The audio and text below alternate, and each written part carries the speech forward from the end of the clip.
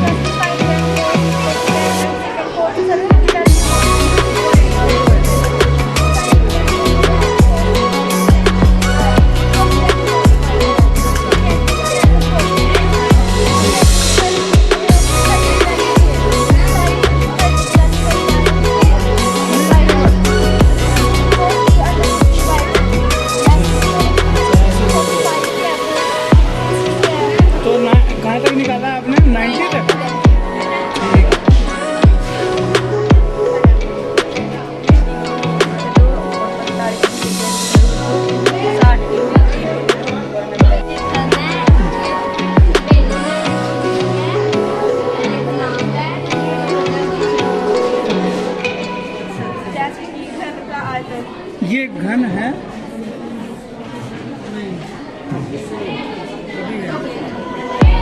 बेटा इसे घन बनाने के लिए क्या कमी है? ये किसका है? आप हाँ बेटा, क्या ये कैसे पता लगेगा?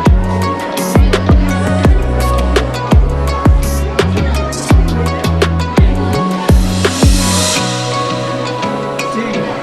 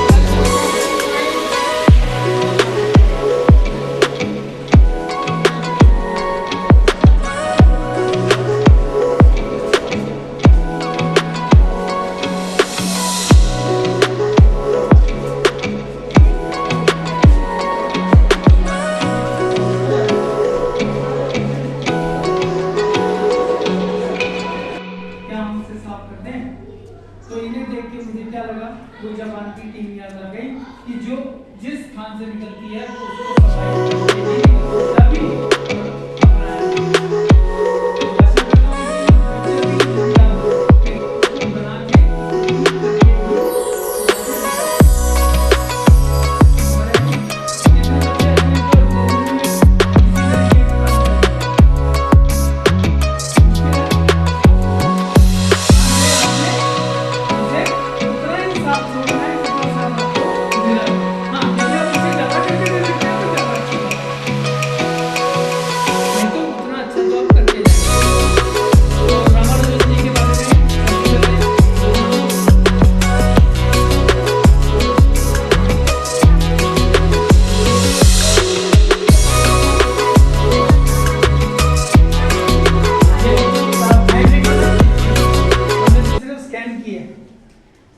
ये उनकी बुक की हैंड रिटन है और ये उन्होंने इसमें अपना मैजिक स्क्वायर बनाया हुआ है। दिख रहा है आपको ये मैजिक स्क्वायर? समझ में आ रहा है कुछ?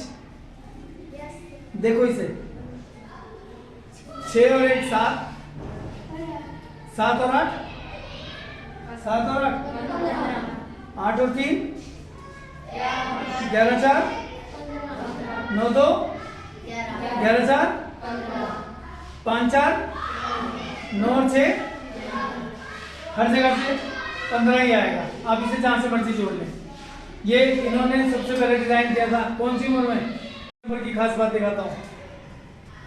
जोड़ सकते हो 22 और 12 बराबर प्लस 18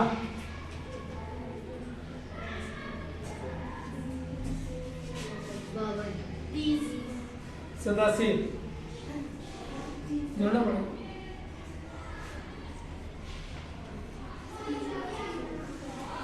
बोलो कितना?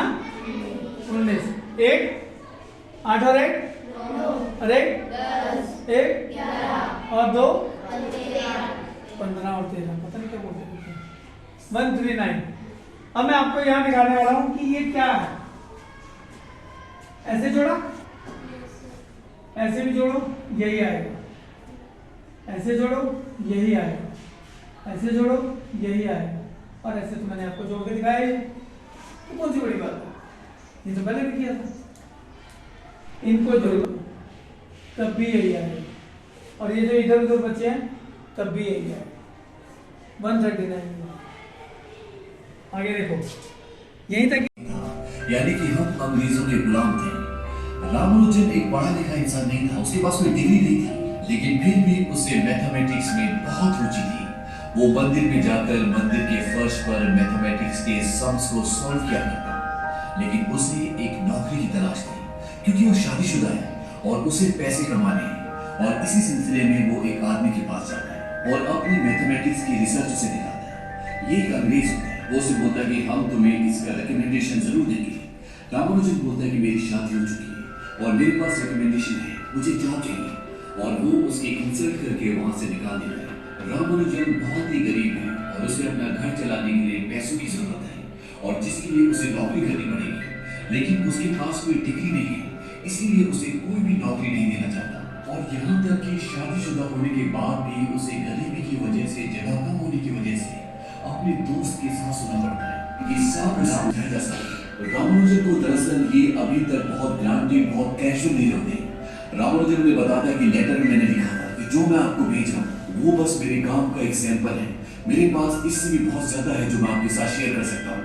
और इसके बाद वो उन्हें एक नोटबुक देता है जिसमें उसने मैथमेटिक्स के बहुत सारे फॉर्मूलाज, बहुत सारी थ्योरीज लिखी होती है। और जब G.H. हार्डी और लिटिल वुड उसको देखते हैं तो हैरान हो जाते हैं।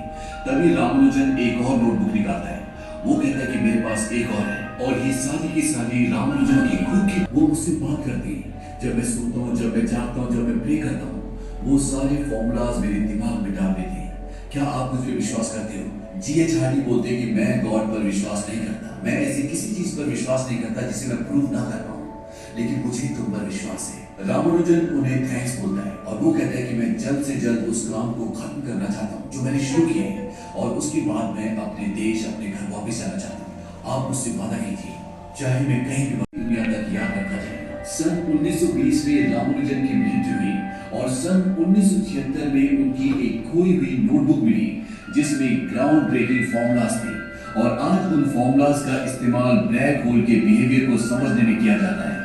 ये फॉर्मूलाज उन्होंने अपनी जिंदगी के आखिरी साल में बनाए थे। रामानुजन और G.H. हार्डी ने 5 सालों तक एक साथ काम किया और इन्होंने जो काम किया उसे जिंदगी में कभी भुलाया नहीं जा सकता। रामानुजन को बीथोवन से भी कंपेयर किया जाता है। तो ये थी कहानी रामानुजन की। उम्मीद करते हैं कि ये कहानी आपको पसंद आई होगी। बॉलीवुड